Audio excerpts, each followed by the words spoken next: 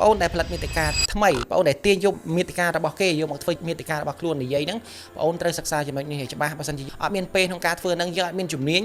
យើងត្រូវតែ direct ទៅគាត់សួរគាត់តើបងឲ្យមាន footage នេះខ្ញុំអាចប្រើប្រាស់បានអត់បើគាត់ថាអូខេអាចយកប្រើប្រាស់ free បានអូខេអាហ្នឹងល្អសម្រាប់យើងសួស្តីអ្នកនរគ្នាមកជួបមួយខ្ញុំម្ដងទៀតហើយថ្ងៃនេះខ្ញុំចង់ចែករំលែកបន្តិចមានបងអូនដែលគាត់ផលិតមាតិកាណាគាត់បានយកវីដេអូដែលអ្នកផលិតមាតិកាទេសចរដូចគ្នាហ្នឹងយកទៅប្រើប្រាស់ដោយអត់បានសុំអនុញ្ញាតហើយមួយទៀតនោះហ្នឹងឯងឃើញមាន watermark មានអីនៅលើវីដេអូសម្រាប់អ្នកដែលផលិតមាតិកាផ្សេងដែរដែលខ្ញុំស្គាល់ដែរក្នុងនោះអញ្ចឹងគាត់បានយកទៅប្រើប្រាស់ហើយយកទៅធ្វើជាវីដេអូដើម្បីចែករំលែក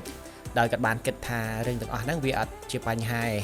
សម្រាប់ខ្ញុំមានយោបល់ខ្លះមាន idea ខ្លះសម្រាប់អ្នកផលិតមាតិកាថ្មីហើយនិងអ្នកផលិតដែលកំពុងតែផលិតមាតិកាហ្នឹងខ្ញុំចង់មានយោបល់ហើយនិងគំនិតខ្លះដើម្បីឲ្យអ្នកទាំងអស់គ្នាយកទៅពិចារណាឲ្យក្នុងការមានដំណោះស្រាយល្អសម្រាប់អ្នកផលិតមាតិកាហើយអ្នកដែលយកមាតិកាគេបន្តទៅផលិតមាតិកាតទៀតបាទអញ្ចឹងខ្ញុំមាន2ចំណុចដែលអ្នកទាំងអស់គ្នាគួរតែសម្រាប់ហើយនឹងអនុវត្តឬមួយក៏សាកល្បងវាអាចជាផលប្រយោជន៍យើងដឹងហើយនេះកាមេរ៉ាយើងទិញមកថ្លៃណាថ្លៃថ្មថ្លៃបាទឌីថ្លៃឡែនថ្លៃអញ្ចឹងវាសិតតែចំណាយលុយទាំងអស់ចាយដើម្បីទិញរបស់ទាំងអស់ហ្នឹងយកមកប្រើប្រាស់ដើម្បីផលិតមាតិកា memory ក៏ថ្លៃដូចគ្នា memory ថ្លៃ memory ក៏ទិញដោយលុយអញ្ចឹងឧបករណ៍សម្ភារៈផ្សេងដែលខ្ញុំអត់បានរៀបរាប់អស់ក៏វាត្រូវការទិញដោយលុយបាទហើយសំខាន់មួយទៀតនោះគឺចាយពេលវេលាយើងចំណាយពេលក្នុងការធ្វើដំណើរដើម្បីទៅរូបភាពរ៉ាឌីយ៉ូវីដេអូទាំងអស់នោះយកមកផ្សព្វផ្សាយដើម្បីឲ្យអ្នកទាំងអស់គ្នាឃើញបាទអញ្ចឹងគោលដៅផាន់គាត់គឺធ្វើការផ្សព្វផ្សាយដើម្បីឲ្យអ្នកដទៃឲ្យឃើញអញ្ចឹងមិនមែនមានន័យថាការផ្សព្វផ្សាយហ្នឹងអ្នកទាំងអស់គ្នាអាច copy ឬក៏អាចទាញយកវីដេអូគាត់ទៅផុសទៅកាត់វីដេអូកាត់សម្លេងបន្ថែមដើម្បីយកមកប្រើប្រាស់បានទេអញ្ចឹងវាអត់ត្រឹមត្រូវវាខុសលក្ខន្តិកៈនៃអ្នកដែលគេហៅថាអ្នកដែលធ្វើ content ហ្នឹងជនបរទេសគេអត់ធ្វើអញ្ចឹងទេបើសិនគេចង់បានគេមានវិធីសាស្ត្រផ្សេងតិចទៀតខ្ញុំនឹងបង្ហាញអំពីវិធីសាស្ត្រដែលជាយុទ្ធសាស្ត្រ win-win សម្រាប់អ្នកទាំងសងខាងមកអ្នកដែលធ្វើមាតិកាអ្នកផលិតមាតិកាហើយអ្នកដែលយកវីដេអូផលិតមាតិកាហ្នឹងយកមកប្រើប្រាស់ហ្នឹងហើយតើ win-win យ៉ាងម៉េចoption ទី1លក្ខខណ្ឌទី1បើសិនជាបងអូនធ្វើមាតិកាដែលនិយាយអំពីទេសចរឬក៏និយាយអំពីស្អីក៏ដោយពាក់ព័ន្ធនឹងការផ្សព្វផ្សាយហ្នឹងណាយល់ល្អបងអូនគួរតែ reach out ឬមួយក៏ធ្វើការស្នើសុំពីបុគ្គលឬក៏អ្នកដែលផលិតមាតិកាហ្នឹងជាមុនសិនតើគេមាន option ឲ្យយើងឬមួយក៏យ៉ាងម៉េចឬមួយក៏គេអនុញ្ញាតទេដូច្នេះចាំធ្វើកុំឲ្យគិតថាមិនអីវីដេអូគេផុសលើអ៊ីនធឺណិតច្រើនវាធម្មតា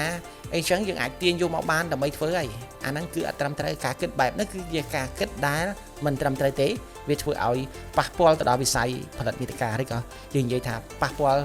អ្នកផលិតមាតិកានឹងឯងបាទអញ្ចឹងបងអូនត្រូវតែទី1 reach out ទៅគាត់សួរនាំគាត់សិនថាបងវីដេអូបងផុសនៅលើ social media នៅទីនេះខ្ញុំចង់បានខ្លះ3 second 10 second ដើម្បីដាក់នៅលើវីដេអូខ្ញុំគោលបំណងរបស់ខ្ញុំគឺចង់បង្កើតមាតិកាដើម្បីជួយផ្សព្វផ្សាយតំបន់ទេសចរយើងទេណាហើយខ្ញុំនឹងបញ្ជាប់នៅ credit ឲ្យបងអាហ្នឹងទី1ដើម្បីឲ្យគាត់យល់ដឹងដើម្បីឲ្យគាត់អនុញ្ញាតឲ្យអាហ្នឹងយើងអាចយកទៅប្រើប្រាស់បានដោយសេរីលក្ខខណ្ឌទី2បើសិនជាគាត់អត់អនុញ្ញាតឲ្យអាហ្នឹងជាសិទ្ធិផាន់គាត់ណាដោយសារគាត់ដូចខ្ញុំនិយាយពីដើមមកគឺការផលិតគឺមិនមែន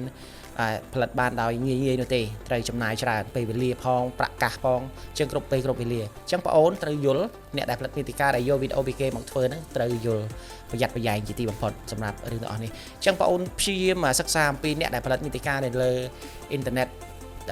international ណាគេយក footage មកគេមានទីតាំងសម្រាប់យកគេមានទីតាំងសម្រាប់ស្នើសុំឬក៏គេស្នើសុំពីអ្នកណាមិត្តភ័ក្តិជិតស្និទ្ធរបស់គេតែបើសិនជាយើងអត់ស្គាល់គេហើយយើងចេះតែទាញប៉ុនគេយកមកប្រើប្រាស់ដាក់នៅក្នុងវីដេអូខ្លួនឯងផ្ទុះគេឃើញច្រើនគេមើលឃើញច្រើនអញ្ចឹងអ្នកផលិតមាតិកាដទៃទៀតគាត់អត់សប្បាយចិត្តទេដោយសារផនគាត់ខំ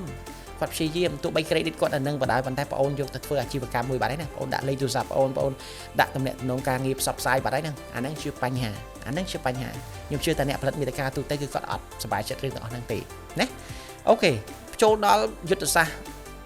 ឈ្នះសម្រាប់អ្នកផលិតមាតិកាទាំងអស់គ្នា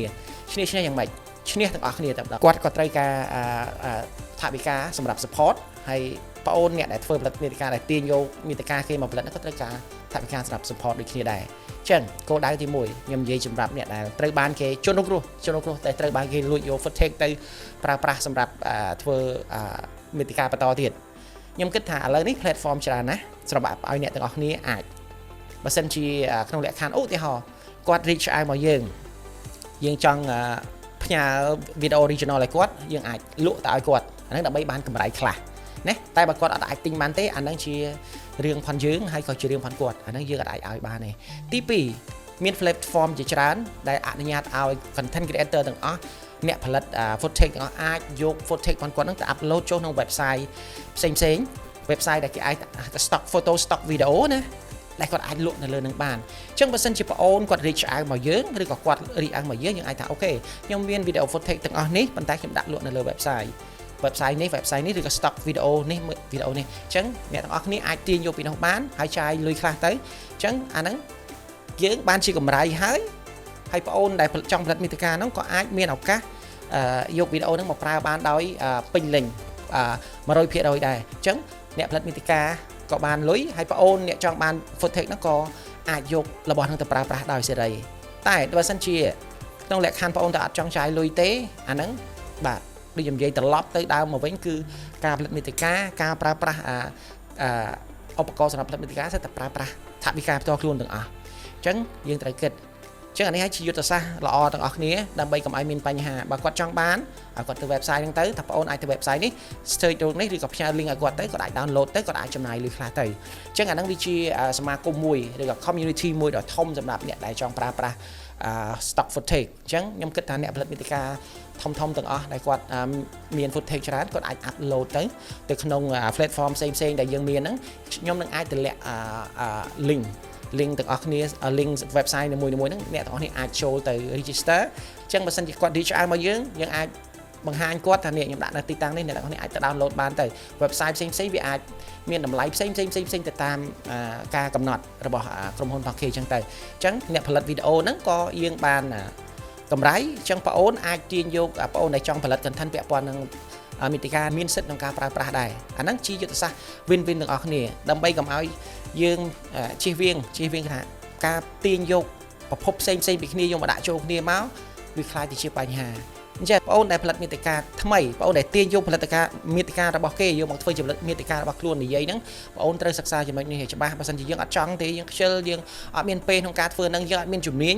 យើងត្រូវតែ direct ទៅគាត់សួរគាត់ថាបងមកឯងមាន footage នេះខ្ញុំអាចប្រើប្រាស់បានអត់បើគាត់ថាអូខេអាចយកប្រើប្រាស់ free បានអូខេអាហ្នឹងល្អសម្រាប់យើងមួយទៀតបើសិនថាអត់ទេ footage របស់ខ្ញុំធ្វើការលក់យ៉ាងម៉េចចូលទៅក្នុង website នេះអ្នកទាំងអស់គ្នាអាចយកមកប្រើប្រាស់បានទាញយកមកប្រើប្រាស់បានហើយ footage មួយណាតម្លៃប៉ុណ្ណាឬក៏តាម user ដែលគាត់កំណត់តាម footage របស់គាត់តម្លៃបានណាអានេះគឺជាយុទ្ធសាស្ត្រ win-win ទាំងអស់គ្នាដើម្បីកុំឲ្យមានបញ្ហាមាន drama នឹងកើតឡើងបងអូនអ្នកផលិតមាតិកាថ្មីត្រូវតែស្វែងយល់ត្រូវតែយល់អំពីចំណុចនេះអញ្ចឹងគេចែករំលែកបានប៉ុន្តែបើសិនតែគេអាចចែករំលែកបានបងអូនត្រូវធ្វើតាមវិធីបែបនេះណាអញ្ចឹងខ្ញុំសង្ឃឹមថាវីដេអូនេះវាអត់ជាអី drama អីវិញឆ្ងាយទៀតបងអូនត្រូវយល់អ្នកដែលបង្កើតមាតិកាថ្មីត្រូវស្វែងយល់ពីចំណុចហ្នឹងណាចំណុចនេះគឺសំខាន់សម្រាប់អ្នកដែលគាត់ខំប្រឹងប្រែងអ្នកដែលគាត់ចំណាយពេលវេលាចំណាយកម្លាំងចំណាយលុយទាំងអស់ដើម្បីធ្វើការផលិតយកfootage ផ្សេងវីដេអូផ្សេងយកមកចែករំលែកនេះមិនមែនជារឿងធម្មតាទេគឺជារឿងដែលព្យាយាមខំប្រឹងអញ្ចឹងសូមឲ្យបងអូនយល់ចំណុចនេះហើយធ្វើការកែប្រែសម្រាប់ទៅថ្ងៃមុខអញ្ចឹងវីដេអូនេះមិនមែនសម្រាប់តែមនុស្សម្នាក់ទេគឺសម្រាប់អ្នកទាំងអស់គ្នាដែលអត់ទាន់យល់ចំណុចនេះឲ្យអ្នកទាំងអស់គ្នាយល់ថាគួរឬមិនគួរបែបណាដែលយើងគួរធ្វើបែបណាដែលយើងមិនគួរធ្វើបាទអញ្ចឹងខ្ញុំចែករំលែកវីដេអូនេះទៅកាន់មិត្តភ័ក្តិអ្នកទាំងអស់គ្នាដែលគាត់ចង់ផលិតមាតិកាថ្មីគាត់អត់មានបទពិសោធន៍អញ្ចឹងគាត់អាចយកវីដេអូនេះឲ្យគាត់មើលឲ្យគាត់យល់ថាតើវាមានផលប៉ះពាល់អីខ្លះនៅពេលដែលយើងធ្វើអត់បានត្រឹមត្រូវអញ្ចឹងអរគុណជួបគ្នានៅវីដេអូក្រោយបាយបាយ